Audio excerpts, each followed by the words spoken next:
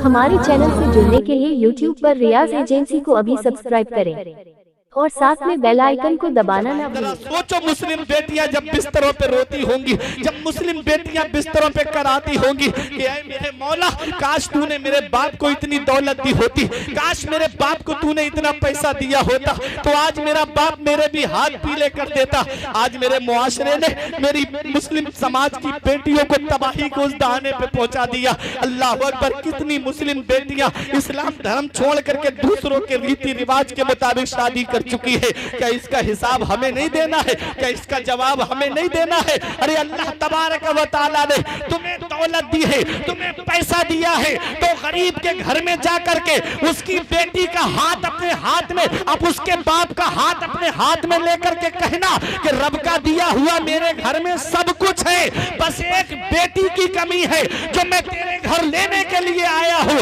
जब मुसलमान का दिल रख लोगे तो आने वाली लड़की तुम्हें सास ससुर नहीं बल्कि अपने माँ बाप का दर्जा देती हुई आएगी, अपने माँ बाप का दर्जा देती हुई नजर आएगी। लेकिन उसके बाप को खून के आंसू रुलाया, उसने अपने बाप का रोना रात में देखा, उसने अपनी माँ की सिसकियां रात में देखी है।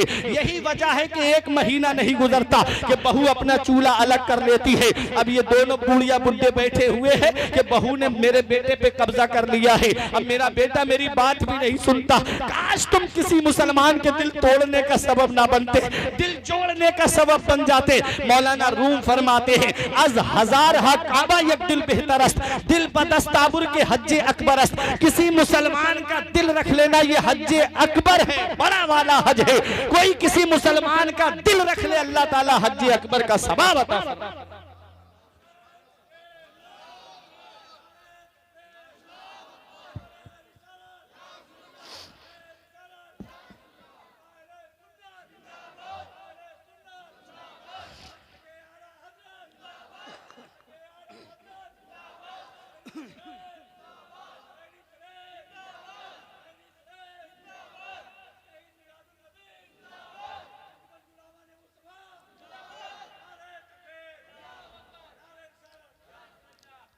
तो हमें चाहिए कि हम मुसलमानों की दिलजोई करें। सबसे बड़ा जहेज एक बाप ने अपनी बेटी दे दी, सबसे बड़ा जहेज। बकरा ईद के मौके पर हम लोग बकरा खरीद के लाते हैं ना, कोई 2-3 महीने पहले बकरा ले आए तो क्या होता है, पूरे घर को उस बकरे से इतनी मोहब्बत हो जाती, इतना लगाव हो जाता है कि जब उसकी कुर्बानी का वक्त आता है ना तो पूरा घर से बाहर निकल जाता है। मैंने भी इमामत की है। जब कुर्बानी करने में एक घर में गया तो सब घर वाले बाहर चले गए। मैंने कहा सब बाहर क्यों जा रहे हो?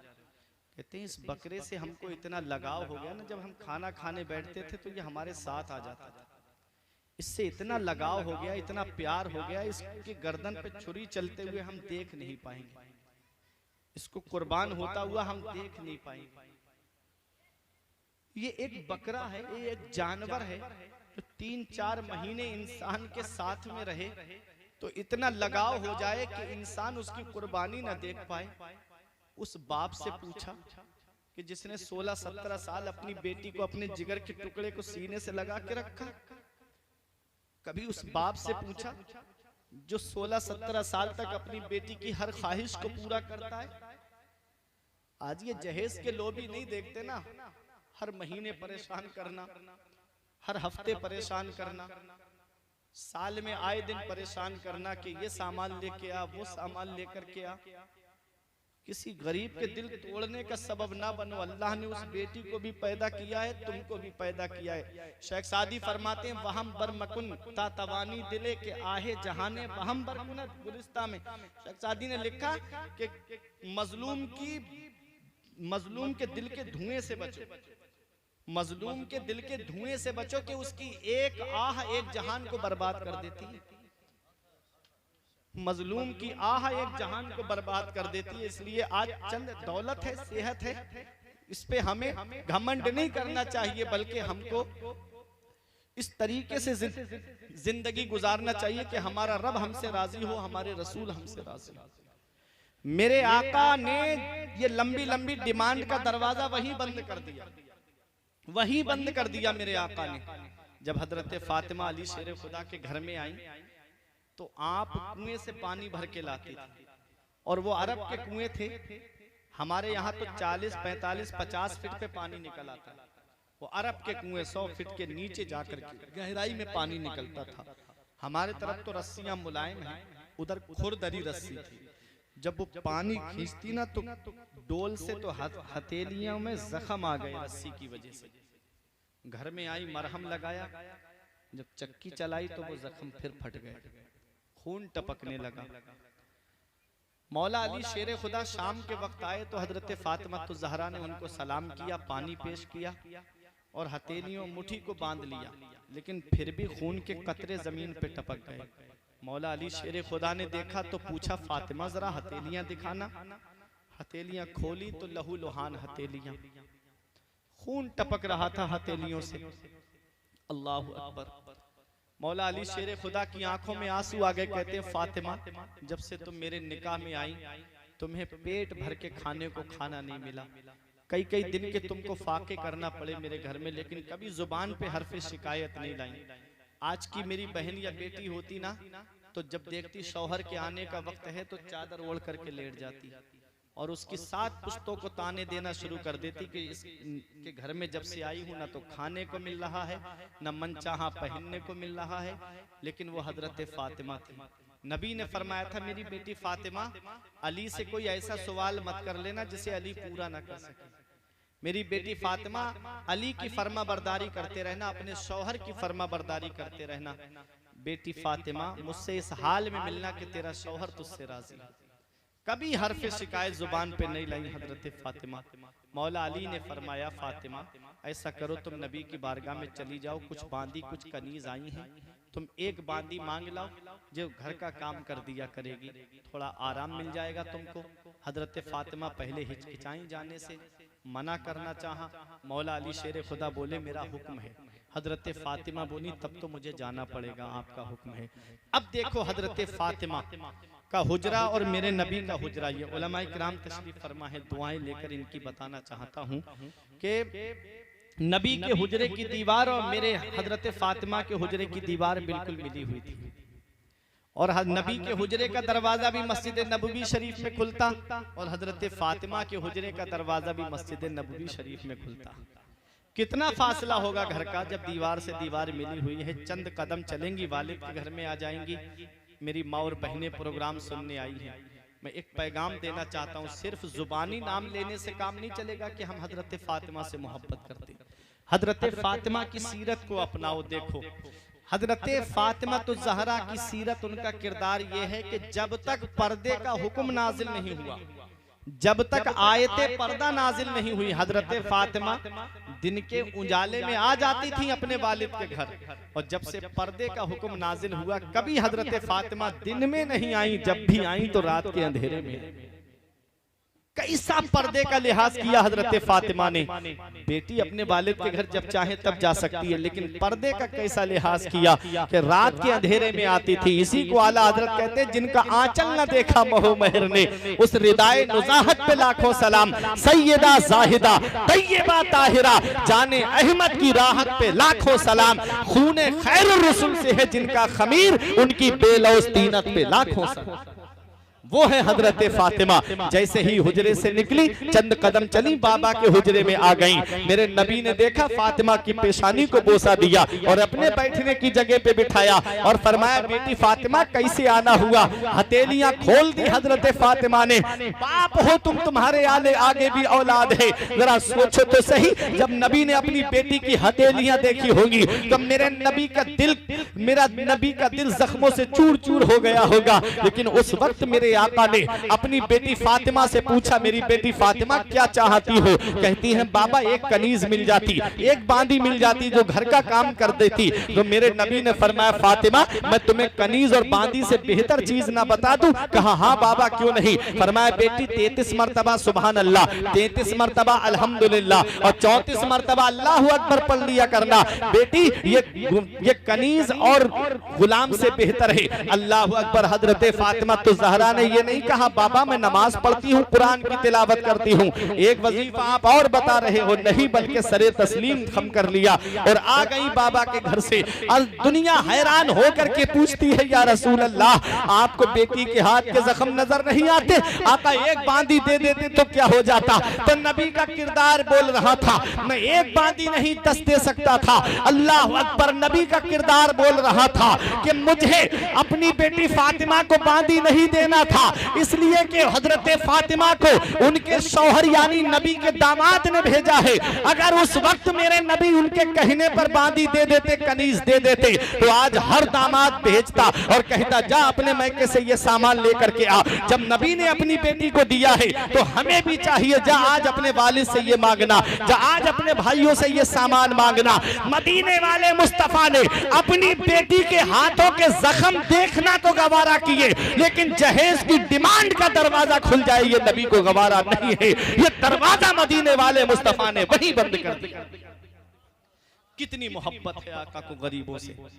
आज हमारे यहाँ की शादियां, शादी करो तो ऐसी करो सादगी के साथ जैसे अली का अक्द हुआ फातिमा के साथ। तो बात शादी की आ गई थी। एक हमारे यहाँ की शादियां हैं और एक शादी मक्के में होने जा रही है। मेरे नबी के वालिद की शादी होने जा रही है। हजरत आमिना के साथ में निकाह होता है। हजरत आमिना हजरत अब्दुल्ला के घर पर आ गई, 3 दिन तक रही और जब तीसरे दिन अपने वालिद के घर पर गई तो अपने वालिद के गले लग करके रोने लगी। वहां बिन अब्दे मुनाफ कहते बेटी रोती क्यों हो? तो हजरत आमिना ने कहा बाबा इससे पहले भी मैं घर से निकलती थी, लेकिन आज एक अजीब बात मैंने देखी। कहा बेटी कौन सी बात? कहा बाबा पहले मैं निकलती थी तो न कोई पत्थर मुझे सलाम करता था, न कोई दरख्त मुझे सलाम करता था, और आज मैं अपने घर से आपके घर पर आई हूँ तो बाबा जिस पहाड़ी से गुजरती वो पहाड़ी मुझे सलाम करती, जिस दरख्त से गुजरती वो दरख्त मुझे सलाम करता। वहां बिन अब्दे मुनाफ ने बेटी की पेशानी को चूम के फरमाया बेटी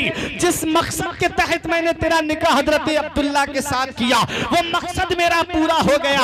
आखिरी पैगंबर का नूर बेटी अब तेरे शिकम में परवान चल रहा है। बेटी यही मेरा मकसद था।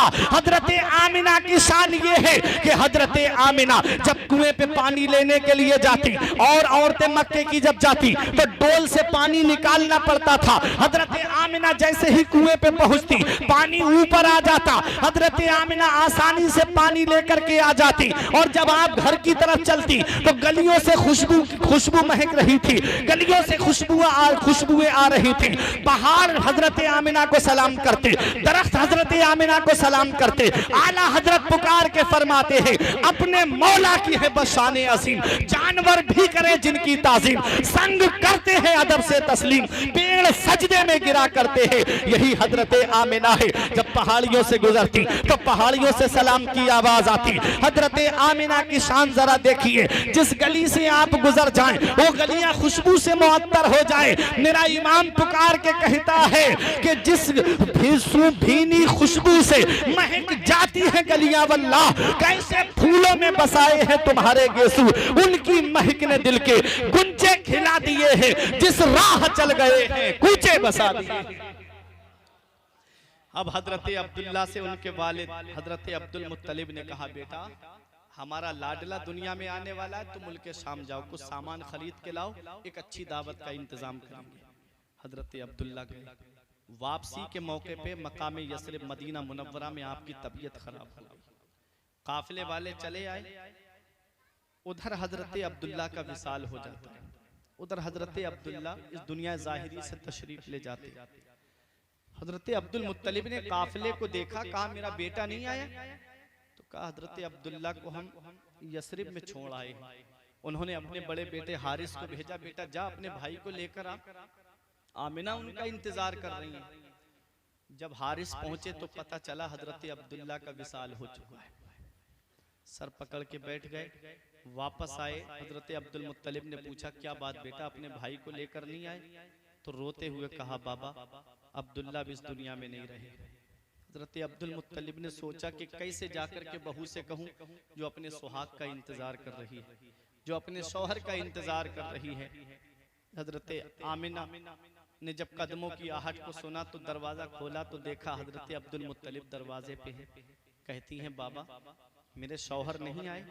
मेरे सर के ताज नहीं आए? हजरत अब्दुल मुत्तलिब ने सर पे हाथ रख के कहा, बेटी सब्र से काम लो, अब अब्दुल्ला इस दुनिया में नहीं रहे। इतना सुनना था, हजरत आमिना रोने लगी और इतनी मोहब्बत थी हजरत आमिना को कि रातों में उठ उठ करके अपने शौहर को याद करके रोती थी। रातों में उठ उठ करके शौहर को याद करके रोती थी। मेरी माँ बहनों, अगर शौहर जिंदा है तो उनकी कदर कर लो, शौहर हयात हैं तो उनकी खिदमत कर लो। जिस दिन ये साया सर से उड़ जाता है उस दिन कोई मोहब्बत की निगाह से देखने वाला नहीं होता। जिस दिन ये साया सर से उड़ जाता है उस दिन कोई मोहब्बत की नजर से देखने वाला नहीं होता। चंद दिन मैके वाले मोहब्बत दिखाते हैं, फिर उसके बाद वही कुसुम पुरसी का आलम। बेचारी ईद के मौके पे अपने बच्चों को लेके बैठी रहती है, काश कोई मेरे बच्चों को नए कपड़े पहना देता, काश कोई मेरे बच्चों के लिए खाने पीने का सामान पहुंचा देता।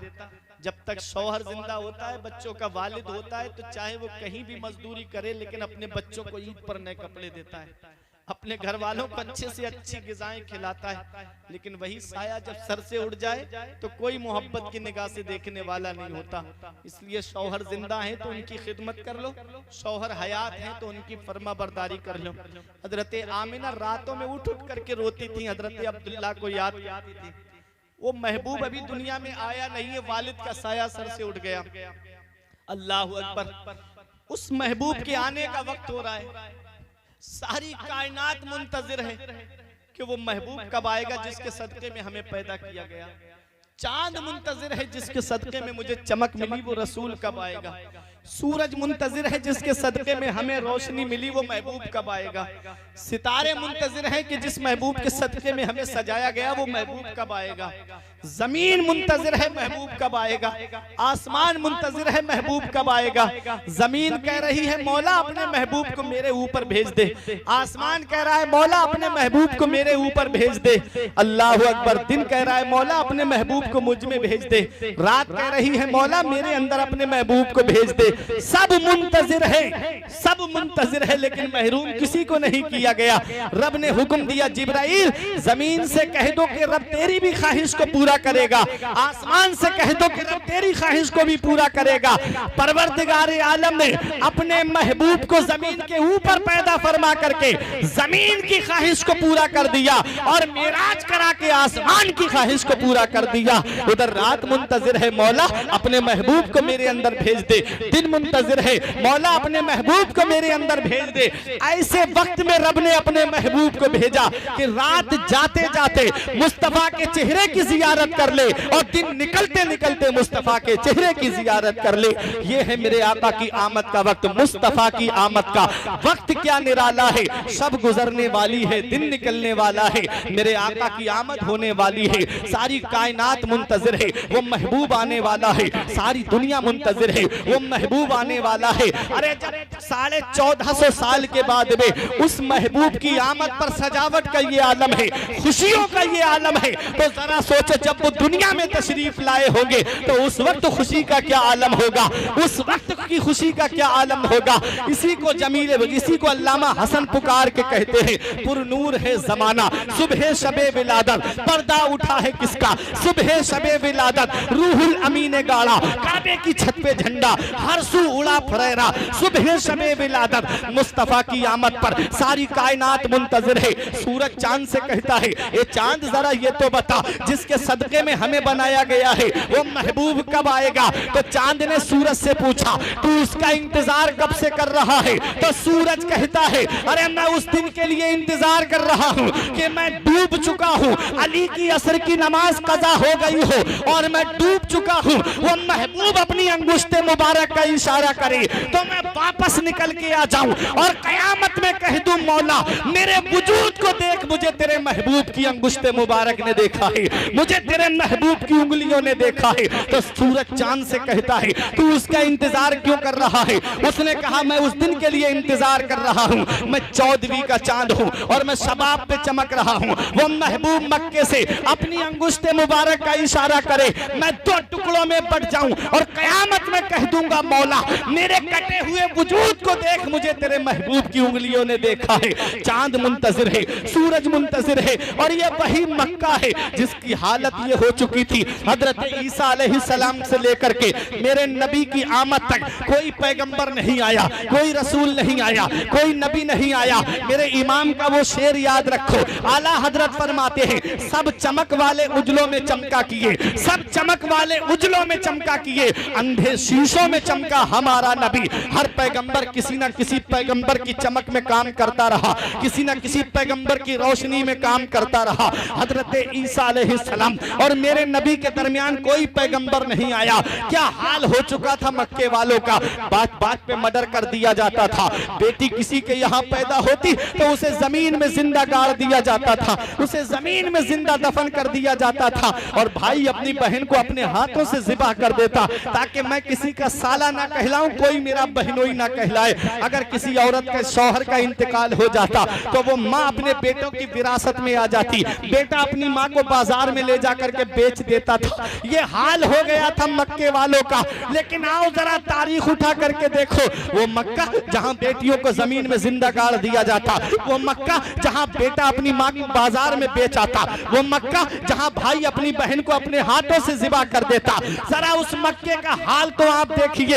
एक सहाबी का बयान है कि जब उन्होंने इस्लाम कबूल कर लिया, जब वो मुसलमान हो गए, कलमा शरीफ पढ़ लिया, तो नबी की बारगाह में रो रहे थे। नबी ने फरमाया रोते क्यों हो? कहते आका मैंने अपने इन हाथों से 70 लड़कियों को जमीन में जिंदा गाड़ दिया है, क्या अल्लाह मेरा गुनाह माफ फरमा देगा? नबी ने फरमाया तुमने जब एक मर्तबा कलमा शरीफ पढ़ा तो तुम्हारे जमाना जाहिलियत के अल्लाह ने सारे गुनाह माफ फरमा दिए। हजरत दहिया कल्बी उनका नाम मिलता है तारीख में। कहते आका एक बात मैं अब भी नहीं भूल पाया। कहते क्या आका मैंने अपनी बीबी को हामिला छोड़ा और जब मैं तिजारत के लिए गया मैंने कहा लड़का पैदा हो तो खुशी का इजहार करना, बेटा पैदा हो तो खुशी का इजहार करना, और अगर बेटी पैदा हो तो गला दबा करके मार देना। कहते मैं कई साल के बाद अपने घर पे आया, दरवाजा खटखटाया तो फूल सी बच्ची ने दरवाजा खोला। मैंने पूछा मनंते तू कौन है? वो कहती है आप कौन है? कहते मैंने कहा मैं इस घर का मालिक हूँ। वो कहती है मैं इस घर के मालिक की बेटी हूँ। कहते वो बच्ची मेरे कदमों से आकर के लिपट गई। कहती है बाबा आप कहाँ चले गए थे?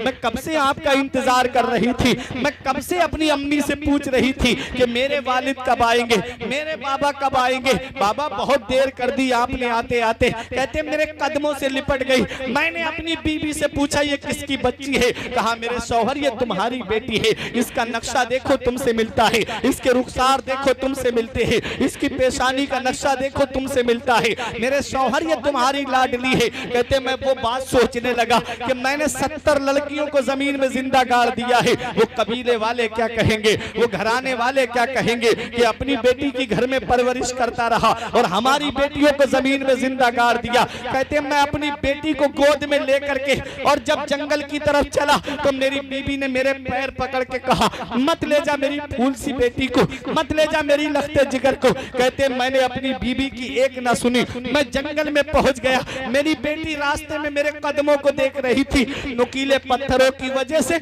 मेरे पैर से जख्म हो गए, खून टपकने लगा।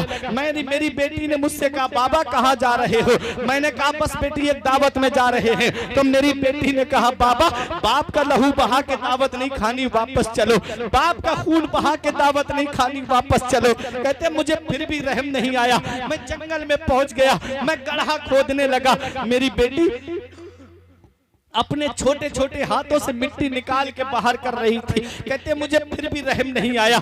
मेरी बेटी नहीं समझ रही थी आज उसका बाप जालिम हो चुका है, आज उसका बाप उसे जमीन में जिंदा गाड़ने के लिए आया है। कहते जब मैंने गड्ढा खोदा बेटी को उसमें खड़ा कर दिया, मुझे पसीना आया, मेरी बेटी ने मेरे पेशानी से पसीने को साफ किया। कहते मुझे फिर भी रहम नहीं आया। जब मैं मिट्टी डालने लगा मेरी बेटी समझ रही थी मेरे वालिद मुझसे खेल रहे हैं, इसलिए मेरी बेटी नहीं समझ पाई, हाथ उठा के कहती बाबा गोद में ले लो। कहते जब उसके पैर जो है वो पिंडलियों तक दब गए मिट्टी से, तब मेरी बेटी ने हाथ उठा के कहा बाबा बहुत दर्द हो रहा है, गोद में ले लो। पिंडलियां दर्द से फटी जा रही हैं, गोद में ले लो। कहते मुझे फिर भी रहम नहीं आया। जब मैंने अपनी बेटी के ऊपर और मिट्टी डालनी शुरू कर दी, जब मेरी बेटी सीने तक दब गई, तब मेरी बेटी की सांसें रुकने लगी। मेरी बेटी ने कहा बाबा दर्द हो रहा है, गोद में ले लो। कहते मुझे फिर भी रहम नहीं आया। तब मेरी बेटी ने आसमान की तरफ देख के कहा मौला जहां सारे दरवाजे बंद हो जाते हैं वहां तेरी रहमत का दरवाजा खुला होता है। ऐ मेरे मौला कब तक बेटियों को जमीन में जिंदा गाड़ा जाता रहेगा, कब तक बेटियों को जमीन में जिंदा दफन किया जाता रहेगा। मैंने अपने घर में सुना है तेरा आखिरी पैगंबर आएगा जो बेटियों को बचाता हुआ आएगा, जो बेटियों को जिंदगी देता हुआ आएगा, जो बेटियों को सीने से लगाता हुआ आएगा। कब आएगा जिंदगी देने वाला, कब आएगा बेटियों को बचाने वाला, कब आएगा बेटियों को सीने से लगाने वाला। इधर बेवाओं को चिताओं पे जिंदा जलाया जा रहा था, उन बेवाओं की आहें आसमान के पर्दे से टकरा रही थी। मौला कब तक बेवाओं को जिंदा जलाया जाता रहेगा। उधर बच्चियां पुकार के कह रही थी मौला कब तक बेटियों को जमीन में जिंदा गाड़ा जाता रहेगा। ऐ नंदोली के जिंदा दिल मुसलमानों, उधर बेटियां पुकार के कह रही है, उधर बेवाएं पुकार के कह रही है कब आएगा बेवाओं को बचाने वाला, कब आएगा बेटियों को बचाने वाला। तो ठीक 12 रबीउन नूर को ऐन खाना काबा के सामने हजरत अब्दुल मुत्तलिब के मकान से, हजरत आमिना की गोद से सुबह सादिक के वक्त में एक आवाज फिजा में गूंजती है, ऐ दफन होने वाली बच्चियों अब परेशान मत हो, ऐ चिताओं पे चलने वाली बेवाओं अब परेशान मत हो, तुम्हें बचाने के लिए मोहम्मद रसूलुल्लाह।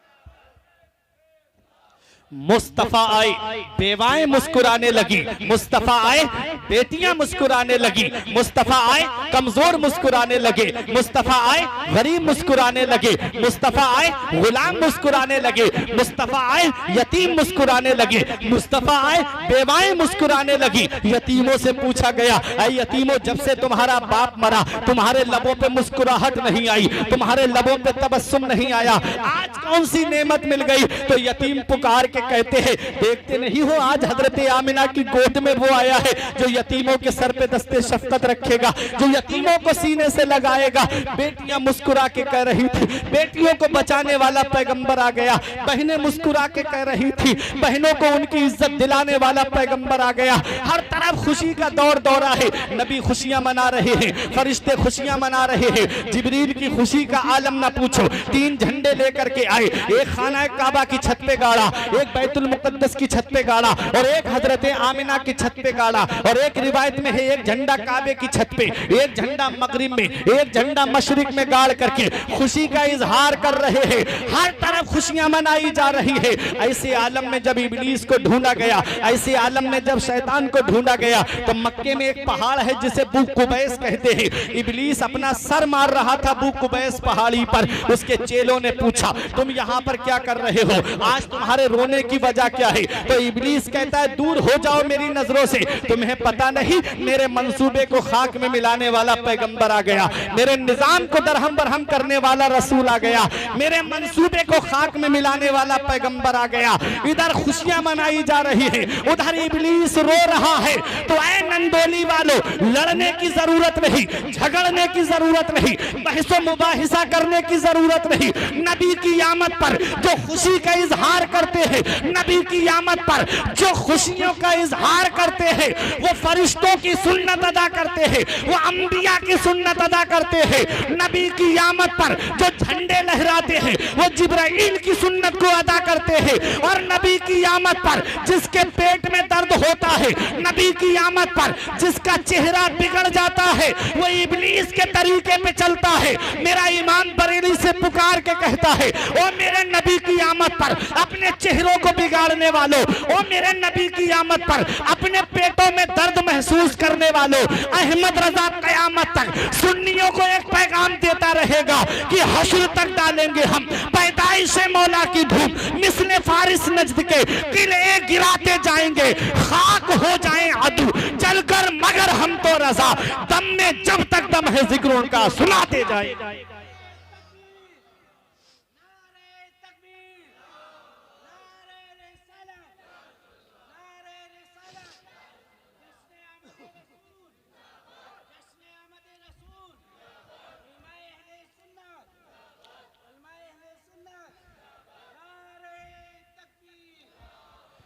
मुफ्ती अहमद यार खान नईमी फरमाते, निसार तेरी चहल पहल पर हजारों ईदें रबीउल अव्वल, सिवाय इबलीस के जहां में सभी तो खुशियां मना रहे हैं, सिवाय इबलीस के जहां में सभी तो खुशियां मना रहे हैं, हर तरफ खुशी का दौर दौरा। आखिरी बात, मेरी तकरीर खत्म। अगर मैं सीरत बयान करता जाऊंगा रातें कम पड़ जाएंगी, नबी की सीरत बयान नहीं हो सकती।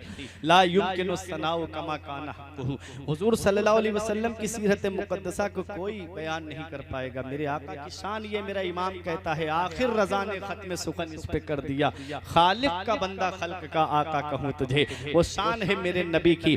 माँ के शिकम में थे, बाप का साया सर से उठ गया, 6 साल के हुए माँ का साया सर से उठ गया, 8 साल के हुए दादा का साया सर से उठ गया।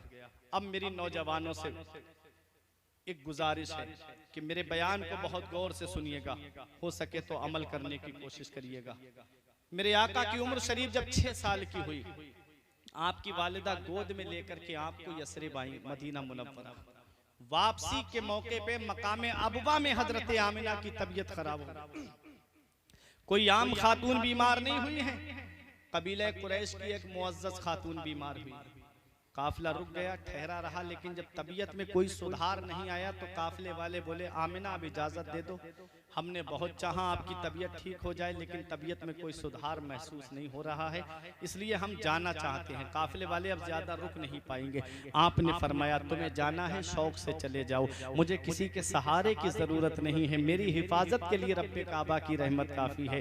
काफिला चला गया, बज़ाहिर कोई मर्द नहीं है, 6 साल की उम्र मेरे आका की है। वो चटियल मैदान, हर तरफ बबूल के दरख्त ही दरख्त नजर आ रहे थे, शिद्दत की गर्मी, गरम गरम हवा के थपेड़े, अल्लाह अकबर। ऐसे आलम में मेरे नबी की वालिदा पे वो वक्त आया जो सब पे आना है, वो घड़ी आई जो सब पे आनी है, वो टाइम आया जो सब पे आना है, वो लम्हा आया जो सब पे आना है।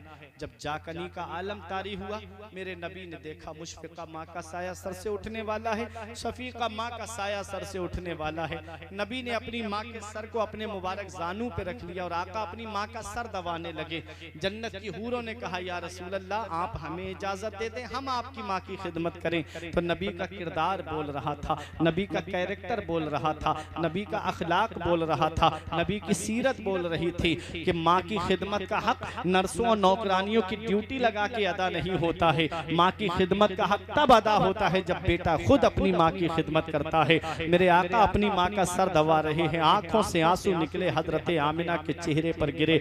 देखा शहजादा रो रहा है, हजरत आमिना अपना हाथ नबी के चेहरे अनवर पे फेर के कहती है मत रो मेरे लाल, तू दुनिया में रोने के लिए नहीं आया है, आंसू मत बहा मेरे लाल, तू दुनिया में आंसू बहाने के लिए नहीं आया है। अरे बच्चे माँ बाप की मौत पे इसलिए रोते हैं कि माँ बाप के बाद में बेसहारा हो जाएंगे। मेरे लाल तू किसी के सहारे का मोहताज नहीं है, तेरा खुदा तेरा सहारा है, तू सारी खुदाई का सहारा है। मेरा इमाम पुकार के कहता है गमज़दों को रजा मुज़्दा दीजिए के हैं, बेकसों का सहारा हमारा नबी। हजरत आमिना कहती है मत रो मेरे लाल। हजरत आमिना ने मेरे नबी से कहा ए मेरे लाल, मैं देख रही हूँ कि तेरा चर्चा मशरिक से लेके मगरिब तक, शिमाल से लेके जुनूब तक, मेरे लाल सारी दुनिया में तेरा चर्चा होगा।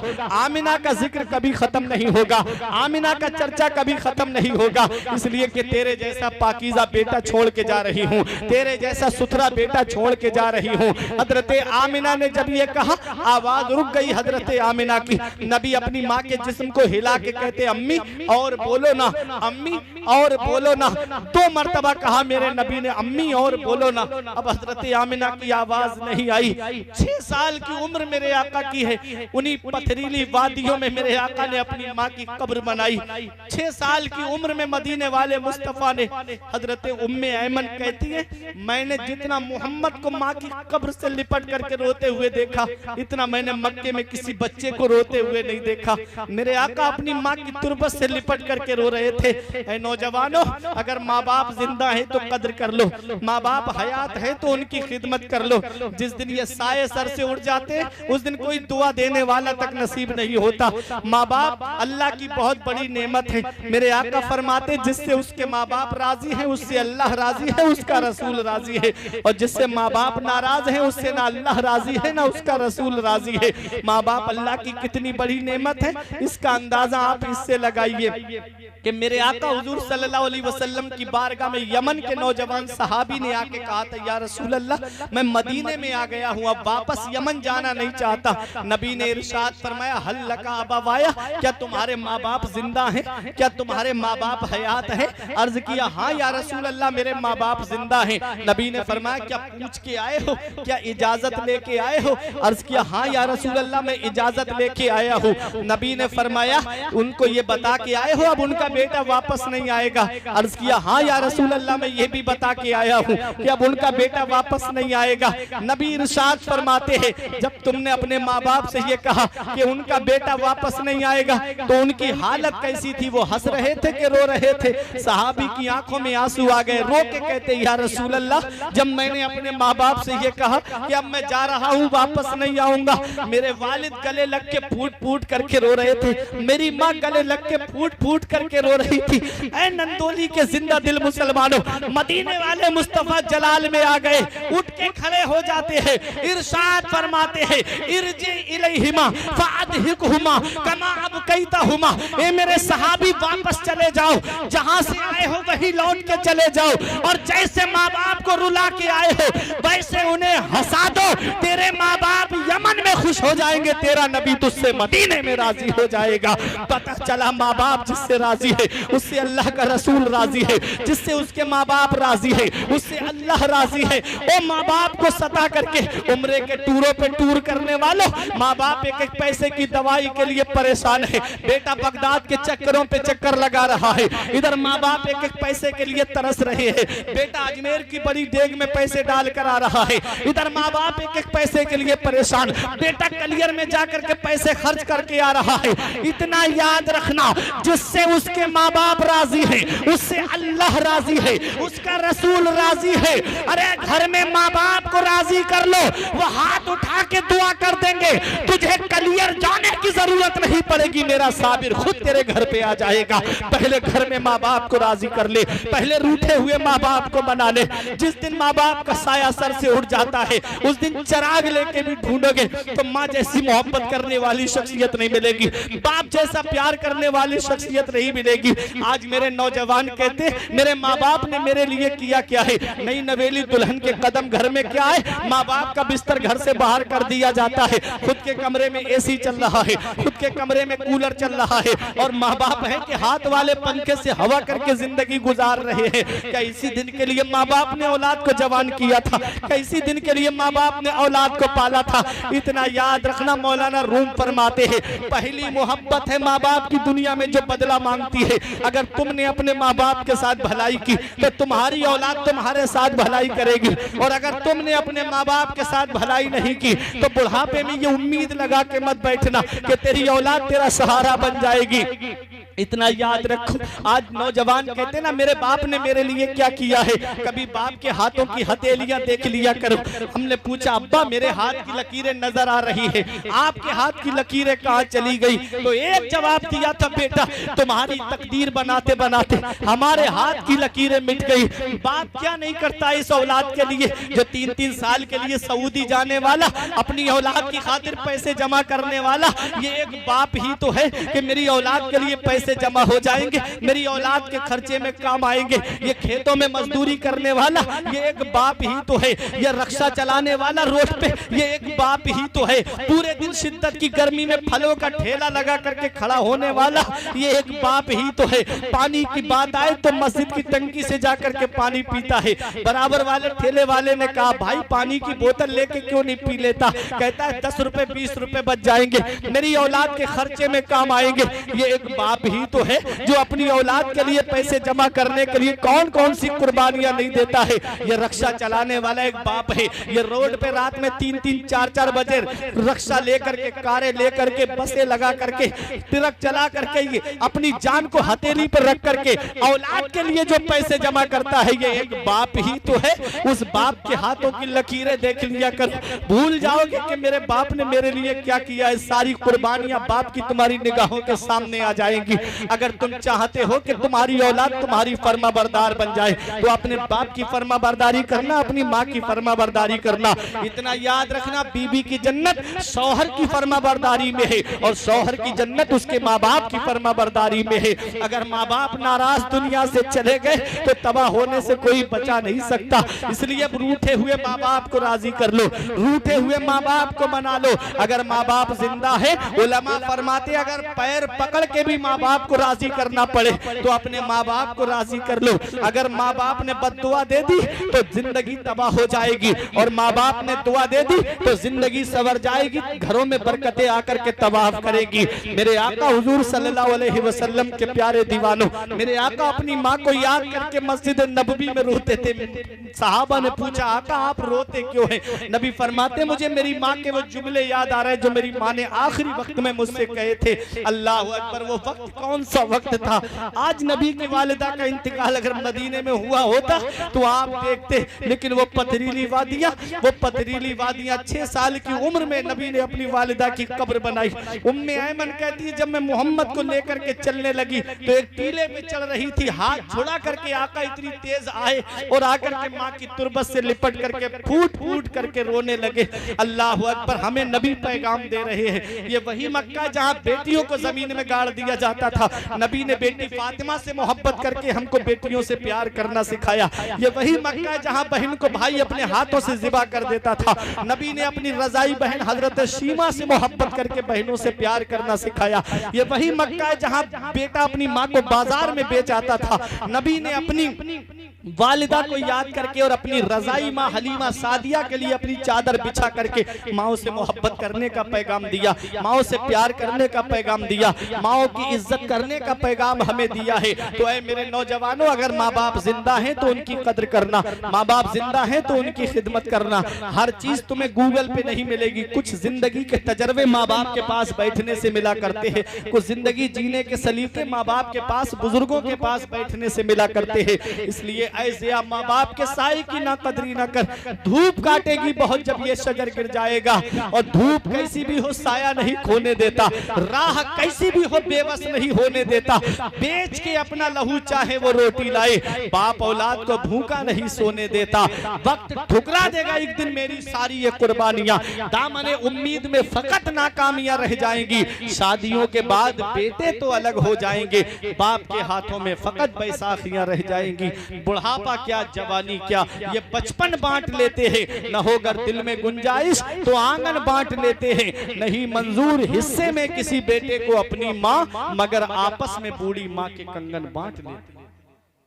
नहीं मंजूर हिस्से में किसी बेटे को अपनी माँ, मगर आपस में बूढ़ी माँ के कंगन बांट लेते हैं। माँ का इंतकाल हो जाए तो जेवरों का बंटवारा होने लगता है, बाप का इंतकाल हो जाए तो मकान का बंटवारा होने लगता है। जब तक माँ बाप जिंदा रहते हैं कोई खैरियत नहीं पूछता। बुढ़ापे की दहलीज पे माँ बाप क्या पहुंचे, इन्होंने माँ बाप का बिस्तर घर से बाहर कर दिया। इतना याद रखना, माँ बाप कुछ सजाएं ऐसी हैं ना जो अल्लाह ताला मुअख्खर फरमा देता है, आखिरत में उसका बदला देगा। लेकिन हदीस पाक में है माँ बाप को सताने वाली सजा जो है अल्लाह ताला दुनिया में भी दे देता है और उसका बदला उसको आखिरत में भी मिलेगा। इसलिए अपने माँ बाप के दिल दुखाने का सबब न बनना, उनकी दिलजोई का सबब बनना, उनकी खिदमत करते रहना, माँ बाप की फर्मा बरदारी करते रहना।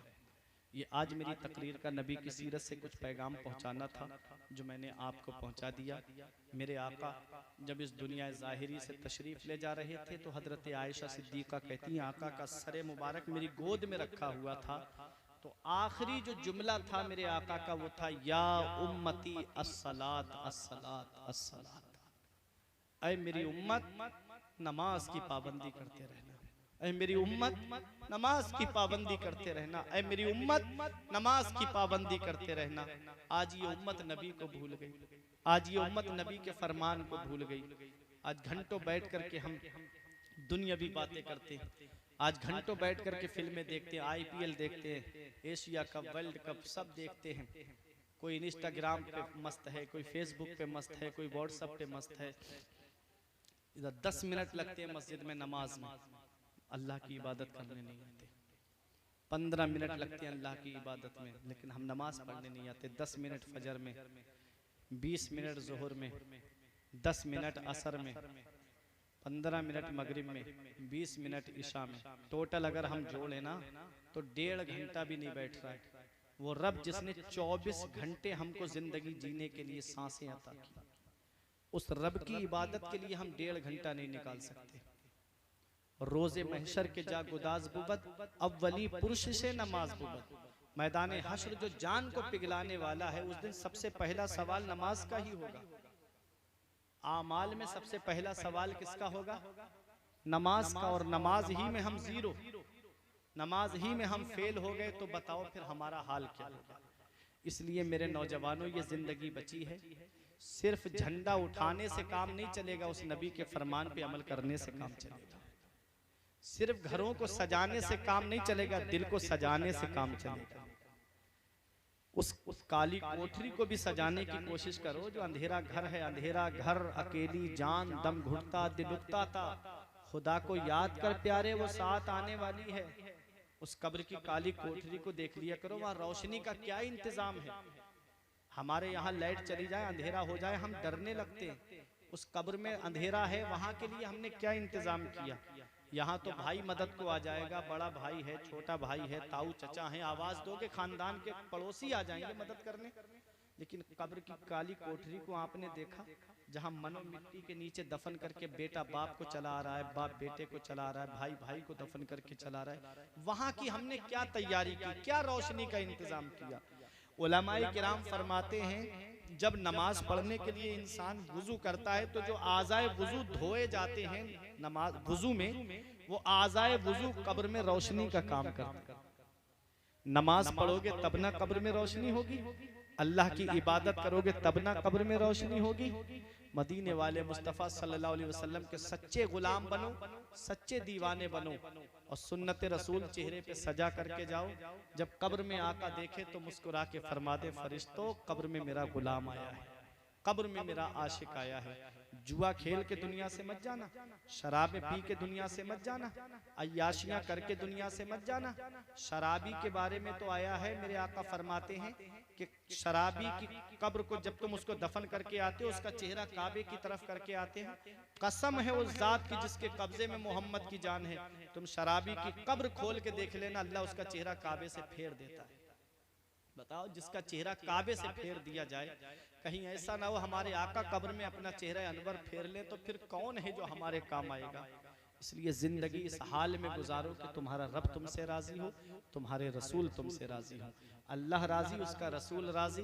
तो जब तक दुनिया में रहोगे आराम से रहोगे, कब्र में जाओगे तो आराम से रहोगे, हश्र में उठोगे तब भी आराम से होगे, और जन्नत में जाओगे तो ये कहते हुए जाओगे कि खुल्द में होगा हमारा दाखिला इस शान से, हम तो या रसूल अल्लाह का नारा लगाते जाएंगे।